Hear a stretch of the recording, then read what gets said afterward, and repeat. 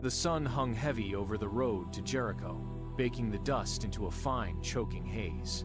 Feet pounded the gravel, a relentless rhythm of movement that never stopped. Sandals kicked up dirt that coated the air, stinging the throat. Beside the stone wall, the man sat with his back pressed hard against the rock. He reached out a hand, fingers trembling as they fanned the air, searching for a sign of recognition. "Help me," he called out, his voice thin and raspy, a dry reed snapping in the wind. The footsteps did not falter. A shoulder brushed past his own, hard and uncaring, jolting him sideways. He did not cry out again. He lowered his hand, pulled his knees tight to his chest, and buried his face in the space between his arms. The world around him was nothing but a roar of sound and a void of black. He listened to the crowd flow past, a river of people moving toward a destination he would never reach. The light of the day meant nothing here. He sat in the center of the noise, entirely alone, waiting for a silence that never came. The relentless shuffle of feet stuttered and then died. The constant drone of the road fell away, leaving behind a silence so sharp it felt like a physical weight.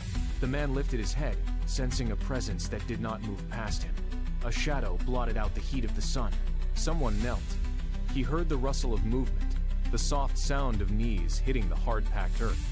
The stranger was no longer standing above him. He was level with him, occupying the same small patch of dirt. The air felt static, charged with a sudden, singular intent. The man reached out, his fingers fumbling until they found the edge of a tunic. He gripped it, his knuckles turning white as he anchored himself to the only thing that had ever stopped for him. He pulled himself forward, his breath hitching in his chest.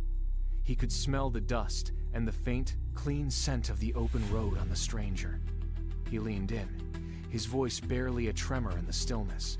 "Lord, I want to see," he whispered.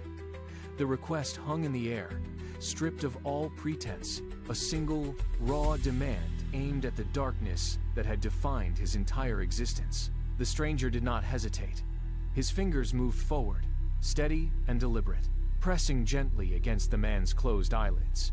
The touch was firm, grounding the man in the immediate reality of the encounter. Then, the sensation changed. A warmth, deep and radiating, began to pulse from the stranger's fingertips, seeping through the skin and sinking into the bone. It was not a heat from the sun, but a living, internal pressure that seemed to reach into the very center of his head. The man held his breath, muscles locked, waiting. For years, the darkness had been a solid, unyielding wall, a heavy weight that pressed against his senses. Now, that wall began to shudder. A faint vibration hummed behind his eyes. The pressure intensified, drawing the heat deeper until it felt as though the void itself was being pushed aside. Somewhere, in the deepest part of the black, a seam appeared. It was a hairline fracture, a sudden, sharp release of tension. Behind the lids, the absolute absence of light wavered. Then, a single piercing sliver of blue light forced its way through the crack. It was thin, sharp, and undeniable. The darkness was no longer total. It had been breached. The man blinked. The sliver of blue widened into a torrent of impossible clarity. The world did not fade in. It crashed upon him. The sun struck the ground with a brilliance that made him wince, turning the dust into shimmering gold. Beside the road, the palms were not mere shapes anymore, but explosions of deep, vibrant green.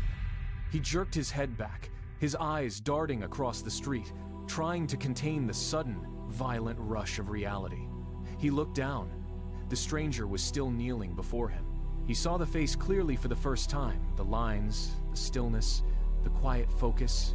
His breath caught, hitching hard in his throat until he was gasping. He tried to speak, but the sound was choked by the sheer weight of what he was witnessing. He shoved himself upright, his legs shaking, buckling under the sudden demand of movement. He looked toward the horizon, where the light seemed to bleed into the earth. "I can see!" he shouted. The words tore out of him, cracking with a raw, jagged intensity. Tears spilled over, carving clean, dark lines through the layers of dust on his cheeks.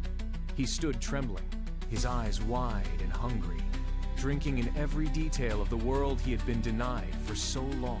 The crowd murmured, their eyes tracing the man as he stood straight, scanning the bustling street with a steady gaze.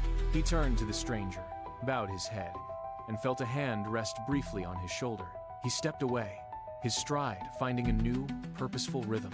He entered the marketplace, where the air was thick with the scent of spices and the noise of trade.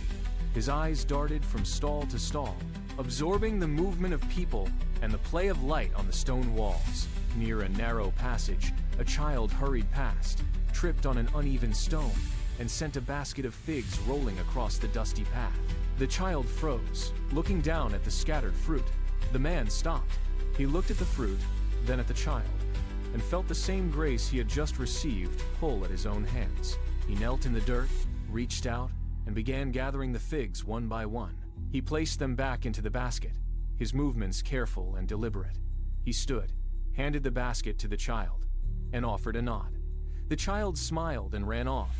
The man looked up at the sky, his eyes bright. He moved forward, his hands open, his heart finally matching the clarity of his vision.